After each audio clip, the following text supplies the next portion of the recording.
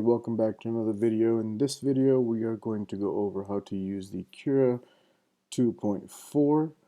The reason I went with the Cura 2.4 instead of other programs like the Simplified 3D and other ones that are out there, I just can't get myself to spend that kind of money on a program when I know there's some free ones out there, and me being a new user to the 3D world and 3D printing world, um, I wanted to try this out first.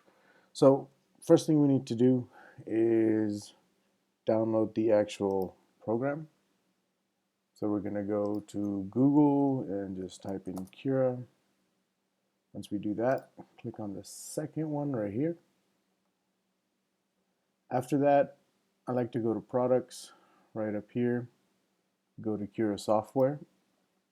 The reason I do that is because I currently am on a Mac. So the original download on the front page is for Windows. But anyways, once you get to this screen, what you're going to do is go to view all versions. And then from here, if you have Windows, you're going to pick this one right here, which is a 2.4. I am going to pick the Mac OS 2.4 version. Now, when you click on it, Cura just wants to know what you're going to be using for mainly. I'm just going to put personal projects. Interest is model making. What type of printer you have. Now, I'm currently using the CR10. So I'm going to pick the Person Mendel i3. Application, just model making or casting. Country, of course, the great US. First name, you can put whatever you want on here. I'm just going to type the same name over and over. Email address, again, you can make one up, do whatever you want. I'm just going to put my email that's associated with this video and this channel. So now when you get down here, I agree to all privacy policies, but I do not click on the sign me up for Cura tips and tricks. Then you just click on download, and for Mac it's just going to throw it up there, and it's starting to download right here. So alright, now that it's downloaded, I'm gonna go ahead and shut this off. Go ahead and find it in my downloads, which would be right here. Double click.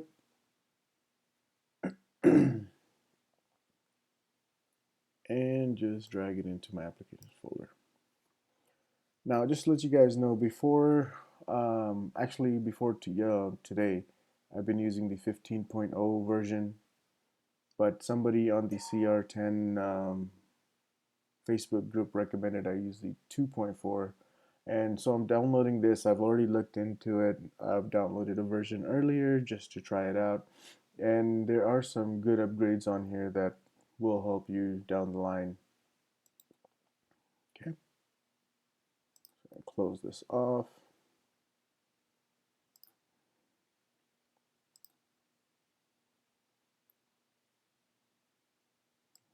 Where did it go? There it is. Just going to click on that, open it up. Sorry about the throat clearing, guys. It's just a little under the weather today. So here I'm just going to click on open.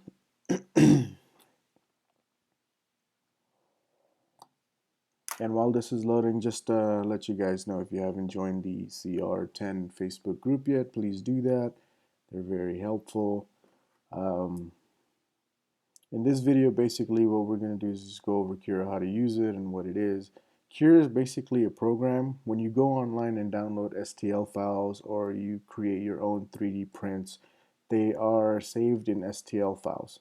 So you basically import it into Cura, and that turns it into the G code, which you put on the SD card and into the 3D printer, and that's how it prints. Me personally, I don't hook up my printer to my computer because my computer workstation is somewhere else. So I put everything on a SD card and go from there. Now, before I get started on this, earlier today I was talking to some people, and they were new to the 3D printing world, just like me. I'm only a month in. Um, some of the guys there asked me a question, and they said in the comment that, "Hey, I'm gonna ask you a question. This is gonna make me look stupid, but I'm gonna go and ask it anyways." Just to let you guys know, there's a lot of questions that I have that I think are stupid in my head because when you go on Reddit or the Facebook group, these guys know what they're talking about. So when I ask a dumbed down question, I tend to hesitate and not ask, and then spend 30 minutes to hour to 2 hours just researching that. Well, I could have just asked somebody and got the answer. So, guys, there's no such thing as a stupid question. Feel free to ask whatever you want. If I can figure it out, I'll help you. If not, then we'll go from there.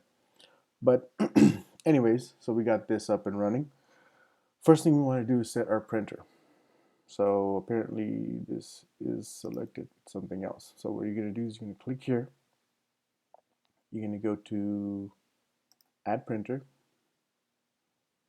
For the CR10, which is the printer I'm using, I'm going to click on Add Printer here. Then you're going to go to Other. Scroll down, and the printer i3. That's the one you're going to pick. Click on Add Printer, and it will change everything for you. Now, once you do that, there's some settings that you do need to set on here. So again, click on this little arrow down here, Manage Printers. I'm just going to go ahead and remove this just to get it out the way. Okay, so once you go to Manage Printer, it brings up the preference screen. Go to Machine Settings. What this basically is settings for the CR10 that we need to enter in. Every printer has their own dimensions and XYZ platform sizes and things of that nature. But the CR10, you're going to change the X to 300. You're going to change the Y to 300. And as far as the height, which is the Z-axis, it's 400. Okay, once you do that, you're going to leave everything here. Make sure the heated bed is checked off. I also like to check off the machine center is 0. And then also on this side, I just go ahead and make everything 0 because that's how I had it in the previous one. And I don't know, that's just how I had it, so I'm just going to switch it back. You guys can do this part however you'd like. Now, the only thing I don't change on here is the nozzle size. That is a 0.4. The CR10 comes with a 0.4 nozzle size, so you want to leave that the way it is. Once you do that, just hit close. Notice if we go back to machine settings, everything is the way we saved it. Okay, so we're going to go ahead and close this down. So that's how we're going to set this up. Okay, so Cura, I would say 60% of your prints are based on this program and how you import, export things. The other 40 is basically, is your bed leveled? Do you have the right adhesive on there? Things of that nature. So I'm going to go over some steps that or some settings that I pick, and it usually works out better for me. Also, I will show you how to use some of the features on here. Okay, so we're done setting up the printer. I am going to show you certain things on the right hand side right here. So material, if you're using PLA, you just pick PLA. If you're using ABS, you use that. whatever you're using should be right up here. As far as profile, I like to pick normal, and I'll explain that to you in a minute, because keep in mind, if you go low quality, it takes less time and your prints aren't that good. Normal, the print qualities are still good. Now if you want to go high, you can pick that as well, and it'll automatically change everything for you here, um, based on what you pick. I find it that normal is probably the best option to go with. That's just my preference. You guys can pick whatever you like. But the reason I picked normal is because of the 0.1 millimeter, and that's basically what brings us here. That's just the layer height. Basically, between each layer, that is the height that the printer will move to. So if you set that higher, it's going to jump higher. Maybe it will cause some stringing and things like that. Okay, so we've set the PLA, we've set it to normal. Here, under recommended, this is your basic infill.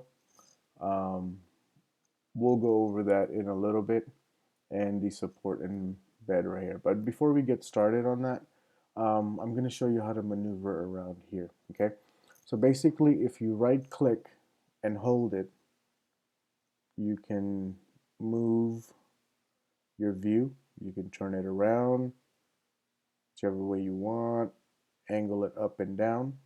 Okay, another thing you can do is if you hold down the shift key and with the left clicker held down, you can actually move it up, down, left, right, however you want. This will come in handy because eventually down the line, it might end up being right here and you'll have to move it back. Also, the next thing to consider is the cursor in the middle of the mouse. If you move it back and forth, it zooms it in or out. So basically, right click, hold, it turns angles. Zoom in and out is just the cursor on top of the mouse. And shift, left click, hold it held down, will go up and down. Okay? We'll go over these in a minute once I import an actual model in here. Okay, so now just make sure about something. Okay, perfect. So to import a model in here, guys, you basically just click on open file. I have everything saved under downloads. Just click on one and open it, and it will center it right on the screen. Now there's certain sites that you download from, and it will not let you click on it and hit open. So one way around that is just go ahead and grab it and drag it inside. Okay, so let's do that.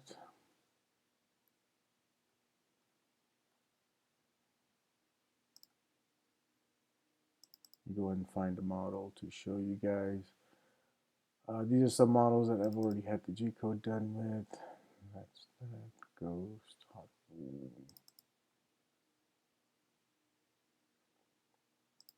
Okay, so we'll just go what we have here.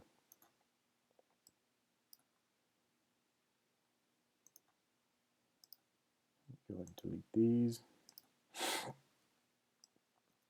Okay, go ahead and center that.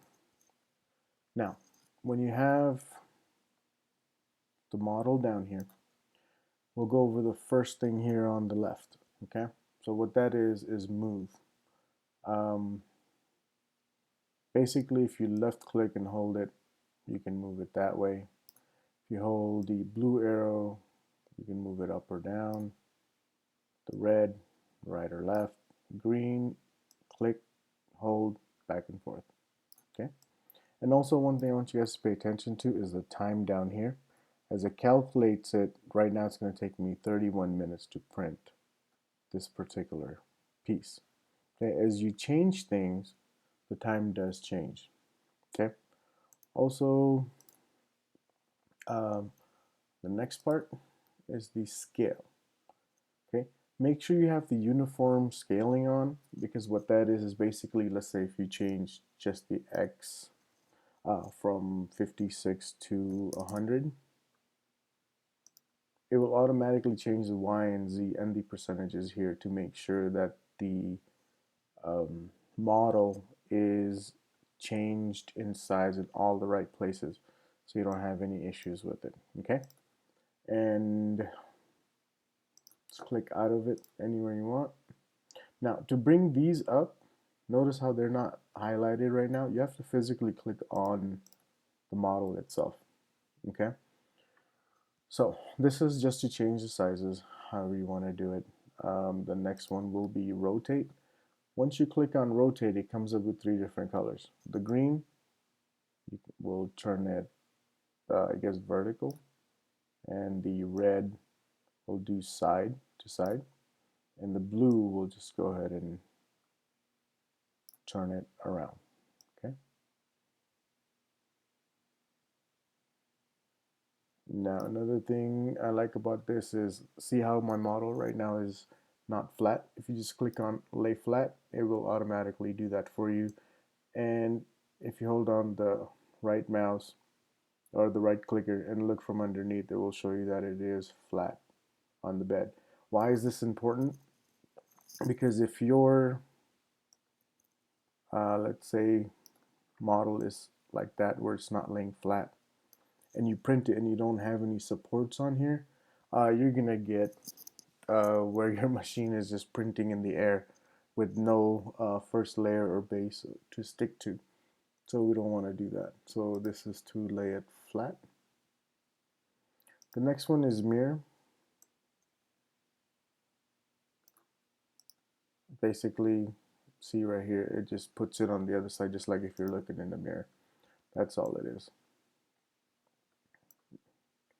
All right. Oops.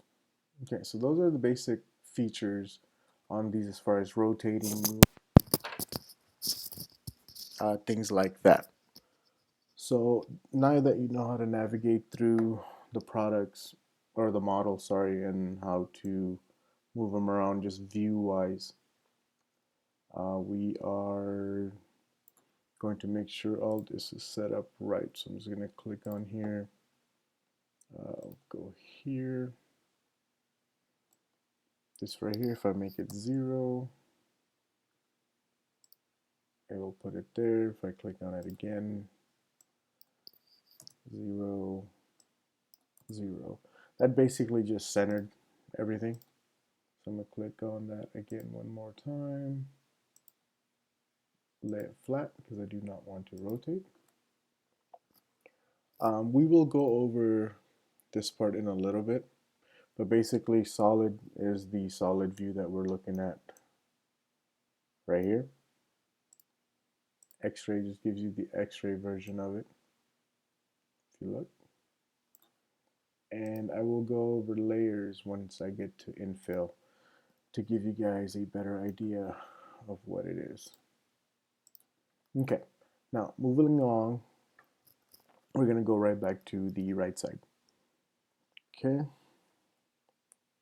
so we're going to go to infill under recommended. We're going to go under this tab first.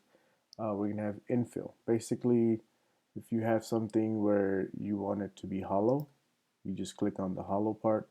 It'll take less time to print. And now I'll just go over here and show you how the layers work. Okay, so we switch to layers. I'm going to give you a top view. Once you switch to layers, you'll have this little cursor here, or a bar, that basically breaks it down from top to bottom, so you can see how everything is. Okay, so I'm just going to stop it there. I'm going to zoom in a little bit so you guys can see. At this point, there is no infill on this, meaning it's basically hollow. It's just going to print the outer shell, and that's about it. If you go light, which is 20%, and it loads, you'll see that the infill now is at 20%. So if you look at all this, This wasn't here before. So what this does is basically just strengthens the structure. So you can use it for whatever purpose you want to use it for. So again, if I go to hollow, there's nothing inside, completely blank. I go to light, which is normally about 20%. It'll do that. Now notice these squares or honeycomb effects, or whatever you want to call them. It's a little spaced out right now. So if I go to dense, which is 50% infill, which gives it a little bit more strength to the model itself, the honeycomb effect or the squares become smaller, making it stronger. Then if you want to make it solid, just click on solid and it fills everything in for you. Okay, now one thing I do recommend, I usually just leave it on light. Enable support. Okay, so have that checked off, and build plate adhesive, make sure you have that checked off. What those are, again, if you notice, if you can see it, let me move it around. Okay, see this blue part right here? That is the support, because this particular model slants at an angle. So the printer is going to have a little bit of trouble printing it. So if I take these off, you'll see right here, there's nothing there. Okay, so on prints where you have overhang, meaning something like this, where you think that the printer won't be able to print at this angle very cleanly, just add in some supports, and these can be broken away after the printing is done. Okay, all right. Now, moving along, we're going to go to custom.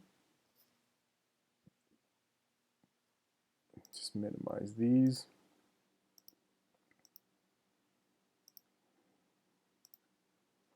We'll go over these one at a time. The first thing we're going to go over is quality, and that will be the layer height. The layer height, like I said, it's going to be how much the 3D printer will go up every layer. 0.1 is usually a good place to be at. That's what I noticed. You can go larger if you want, but try not to go higher than your nozzle size, because if that happens, then you're probably going to get some skipping and your print won't be as flawless as you would like it. Okay, next one is going to be the wall thickness. That's basically this part right here in red. If you don't want to do much infill and you just want to make it thicker, if you just, let's say we go to 1.2, if you notice, once it loads, the thickness of the wall, it prints basically 2 times. You see that? One right there and then one right there. So it just strengthens that up for you. I just leave it at 0.8 because I usually do infill on most of my prints. So, and keep in mind, I say most, not all. So there are times where I'll increase this and not do an infill.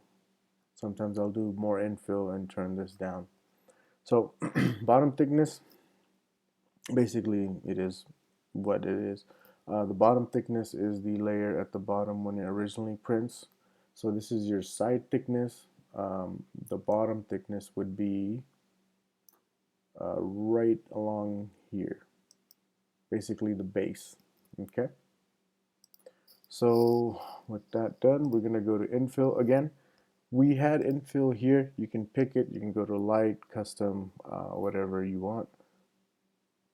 I'm sorry, you can go to light, solid, hollow. I usually like to leave it anywhere from 10 to 20%. On this particular one, I would probably only do 10 because it's not going to hold any weight. It doesn't need to be supported. It's just holding some cables together. This is actually a CR10 mod that I will be printing later, and I will go over it and show you guys how to install it as well after it gets done printing. Alright, so after you pick your infill, basically we just went over infill is how much structural support there is on the inside. Next is material. This is probably very, oh, I'm sorry, I skipped shell. Nope, I went over that. Infill. Material. This is probably going to be the most important part. Okay? Printing temperature. Printing temperature is how hot you get your material, either using PLA or if you're using ABS. PLA usually roughly varies from 180 to 230. I usually leave it at 210 because that is the temperature that's recommended on my PLA spool. For you guys that don't know, every PLA or ABS that you guys buy usually has a temperature rating on there. So try not to go higher than that, because if you do that, then you're probably going to get some warping, things like that. And try not to make it too cold, because if you get too cold, then you're going to have problems with it sticking together. And by sticking together, I mean the layers.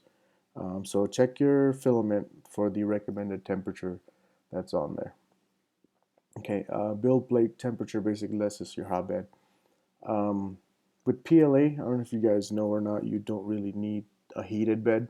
I just do it because it gives me better adhesive, so it sticks better to the bed. I usually leave it at 60. You don't want to go higher than that for PLA. For ABS, I know there are some recommended settings. The temperature on the flat bed, the temperature on the hotbed needs to be actually a certain amount. Diameter, that's very easy. The CR10 nozzle that it comes with uses a 1.75 millimeter filament, so you have to get either the PLA or the ABS in 1.75. If you change this out, then you probably do want to get this setting changed. The flow, leave it at 100. That's basically the amount of filament going through your nozzle and at what speed it's going. You want it to just be at 100. Enable retraction, what that basically means is, let me go over this real quick. Oh yeah, by the way, if you right click on this, you can delete the model, you can center model to platform, and you can multiply model. Okay, the reason I'm going to multiply the model here is to show you what I'm talking about. So basically, from here to here, when your printer is printing, change this back to solid so you can get a better view. Okay.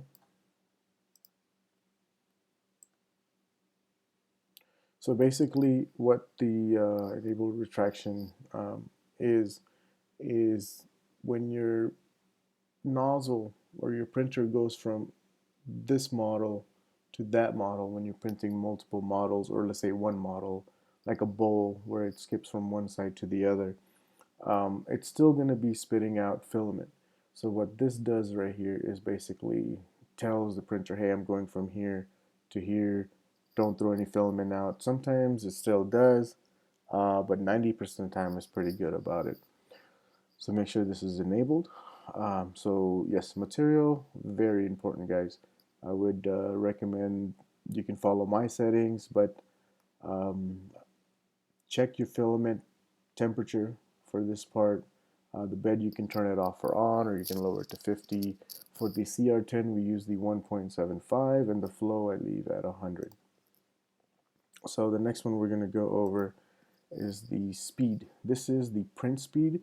Basically, what that is when your nozzle is moving, let's say from here to here, when it's printing, it's how fast it goes. Now, normally I keep this at a 50. I like my prints to print slow because I've noticed when it prints slow, it prints at better quality, the PLA sticks to itself better, things like that. I mean, you can go up to 80, and I guarantee you at some point you will get little ripples or stringing or things like that. So 50 is what's recommended by most people, depending on how much um, that model means to me or how much I wanted it done. I stick with 40. Now this, if I was to print this particular one here, I would probably just go 50 because this is just a mod. So I don't really care, if it's 100% pretty or not. So I mean, I can always sand it down if I have to. A travel speed, again, let's say if you have a model or two models, the speed from here to here. So once it's printing, the yellow part is basically going to be printing at 50. But as soon as it gets to here and it jumps over, it's going to go at 120. You can leave it at 120 or 100 or 80, or just depends on how fast you want it to move. This part really, just go crazy with it. I usually do 100 or 120. Only reason is because it doesn't really matter. It's not printing in the middle, so I want it to jump over as fast as I can. That prevents, for me, now I could be wrong, but it prevents stringing and things like that for me. So I like to leave it at 100, 120, depending on what it is that I'm printing. The next part is cooling. This is basically your fan. Do you want your fan on or not? Everybody wants their fan on, so basically your filaments can stick together better, so it cools it down as it comes out hot. So just make sure this is checked off and it is enabled. Support. Okay, this is probably one of the most important things. Keep in mind with support, guys, uh, when you add support, it does increase the build time. So for example, I'm just going to click here, and again, like we did earlier, I'm going to go to rotate, and I am going to lift this part up. Okay, and I'll just delete this other model here just for this purpose so we can see what we're doing. So right now, this part is just touching, nothing else is touching back here. So if you enable support and you do it everywhere, you won't see it if you're just in the solid view. You have to go into the layers, and you'll notice this teal looking thing is your support. So basically the printer, what it's going to do is, if you notice, let me see if I can angle it right, it doesn't print solid, but it does print, notice there's a gap here and here. So it prints structures just to hold that in place, and when you're done, it literally just breaks away. Some people have some trouble with it. Some people don't. Now your infill, from what I understand, your infill does make a difference on this. So if your infill here is more, it's actually a little bit more here as well. That's what I've experienced so far. I could be wrong, I don't know, but that's what I got. All right, so support placement. Basically, do you want to support everything or everywhere basically you need support, it does it for you? Or you can do touching bed plate. So if you notice here, once it loads, this basically just gives us support here, just where the bed plate's at. Instead of, let's say if you needed it up here or whatnot, it wouldn't do that. So I usually leave it on everything, and again, it does increase the time. So if you notice right now with the support, we're at 152. Click on the model here, switch back to solid, and if I just hit lay flat, okay, so now it's laying flat and we're down to 124. So because this time, if you notice, even though I have everything selected, there is really nothing to support because it's a pretty flat model. All right, make sure we got everything covered in this one. Cool, perfect, moving along. Minimize this. We're going to go to build plate adhesive. Basically what this is, now most people when they start their print, and I did this because like I said, I'm still fairly new actually. If you pick none on this, printer just goes from the front left straight to the print. Okay, now if you do brim, what brim's gonna do, let it load. I'm gonna go back into layers, guys, so you can see what I'm talking about. So basically, none, there's nothing here. Brim, the printer comes from the left side right to the center and starts printing. And what it does is it prints a thin layer out. So basically the flow of filament is going, everything's great. If you have any issues here, you can catch it before it even goes to the print. Okay. You can increase the size of it if you want. So, or decrease the size in this case, which I just did. So notice it's a little bit smaller. I recommend always doing this just to get the filament flowing. I actually skipped skirt. But if you go to skirt, you'll notice it's the same thing, but it only does about 1 or 2 layers. So the purpose of that is just to get the filament rolling, make sure everything is good. The thing about brim is, if you notice, it's actually attached to the model itself here.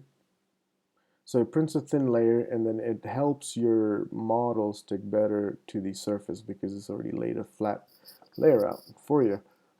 If you're really concerned, you go to Raft, and if you notice what Raft does, Raft prints a bigger layer, and it prints a first layer all the way around. I mean, it's actually underneath the model as well. I don't know if I can get it there to see. No, I can't. It won't show it. Let me see down here. There you go. So if you notice, the first layer is laid all the way out, and then the model sits on top of it. And also, because we have the supports chosen, there is supports in the middle for the circle, and there is one at the corner here. And just quick show, if you notice, infill is only at, I think we set it to 10%, so that's all there is right there as far as the infill on that. All right, let's go back to solid. So that's what that is. You have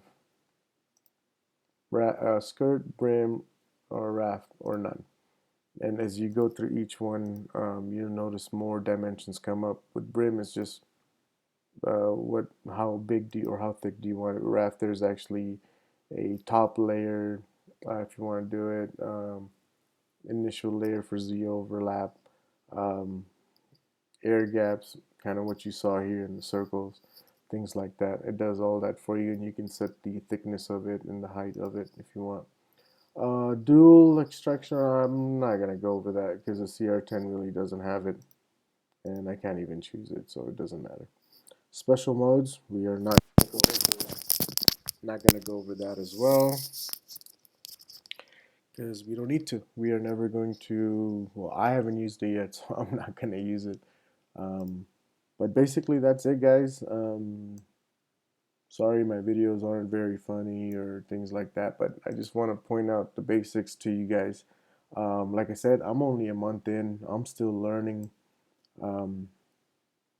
So if you can help me with something, that's great. I'll take criticism or help from wherever I can get it.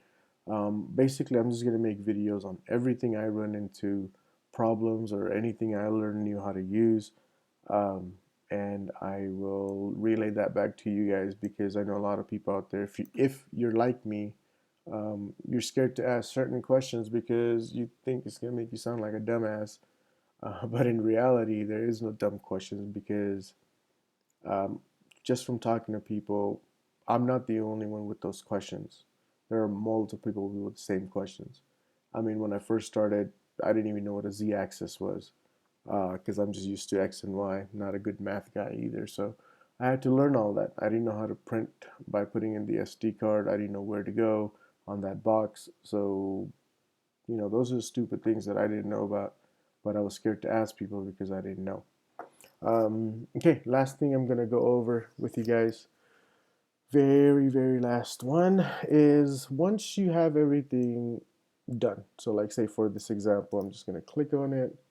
Gonna lay it flat. I'm gonna go to Infill and just do 10%. That's perfect. Main thing is material. I'm gonna print at 210 at 175 with the flow. Extraction on, fan, travel. This one I'll leave at 50 because I don't really need it too much. The cooling is checked off. I'm good to go. So whenever you're ready and you want to save the file, this will tell you how much time it's going to take and how much filament it's going to take and what the grams on it is. I really don't care about that because the time is what's more important to me. These two, it's going to print that amount regardless. So what you do there, after you're done with everything, you save to file. Notice it will turn it into a G code. You can save it wherever you like. I'm just going to go ahead and save it under desktop. And you can rename it if you like. I'll just leave whatever it is right now. And I'm just going to hit save. And it gives you a message right down there that it is taken care of. So I'm going to minimize this. There is the code. So I currently don't have my USB with me. That's kind of weird. But you would open it up. Let's say if this this was my USB folder with the micro SD. I'll just open that and just drag this sucker right on in. And once I do that, I will just go to the 3D printer and print it out. So I hope this helped you guys a little bit. These are things I've learned so far. By no means am I a master at anything. If you guys have any questions, leave a comment. Also, I'll probably make another video on how to make mods for the CR10 that I think would actually help it out. And I'll go over what sites I use to download them.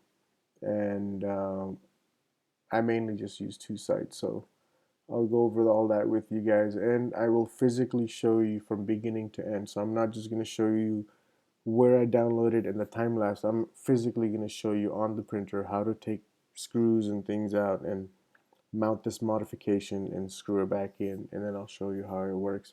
So every video I'm going to make, I'm going to show you detailed installations. Now this video was strictly just how to use Cura 2.4.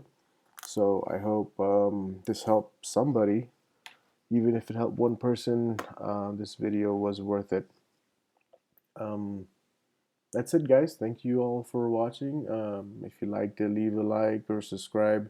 If you don't want to do it, you don't have to do it. But like I tell people, from what I understand, if you subscribe to my channel and when I make a new video, it shoots you a notification so you have it. So if you think I'm doing a decent job and making videos that are relevant, let me know. If not, then I guess you can just find other videos to watch. I guess I don't know what else to say, but once again, thank you for watching.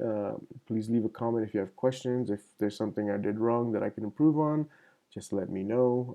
I'm still new, just like you guys. So that's it. Talk to y'all later.